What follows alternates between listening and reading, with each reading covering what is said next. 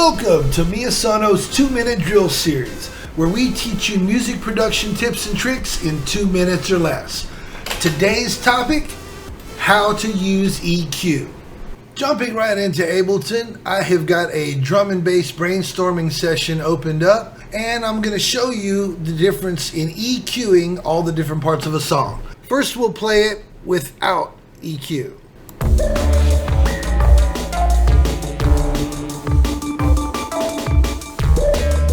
Now you notice it sounds kind of muddy. You can't really hear all the different parts of the tops over each other. Now what we're going to do is we're going to separate all those using EQ. Now let me turn on all the EQs and we'll play it for you again. Now here we go with EQ. Notice now you can hear all those individual parts a whole lot better. Alright, now we'll go in and I'll break it down and show you how each individual was done. Here in the red we've got our bass line.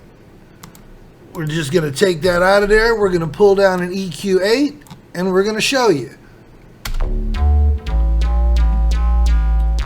Now see, this is your frequency range here from the lows up to the highs. Now remember, the human ear cannot hear anything below 20 hertz, so we're going to drop that off. And it can't hear anything above 20,000, so we're going to move that up here and drop that off. Let's take a listen again. See, that still covers a lot of the spectrum, so let's take some of that top out.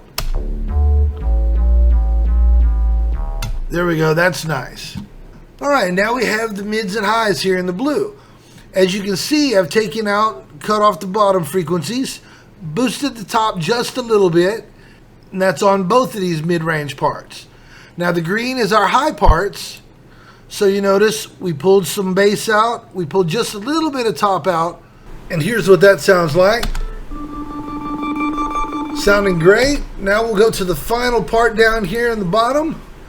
Now you see we've EQ'd the bottom out, we've boosted the highs a little bit because this is pretty much the highest part of the song.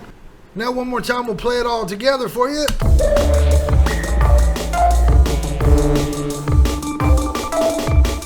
Boom! Just like that, your song is now EQ'd. All the parts separate, you can hear everything layered on top of each other, and it's sounding good.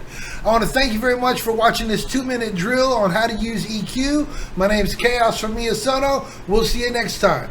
And of course, if you like what you hear and see, make sure you go down there and click that subscribe button.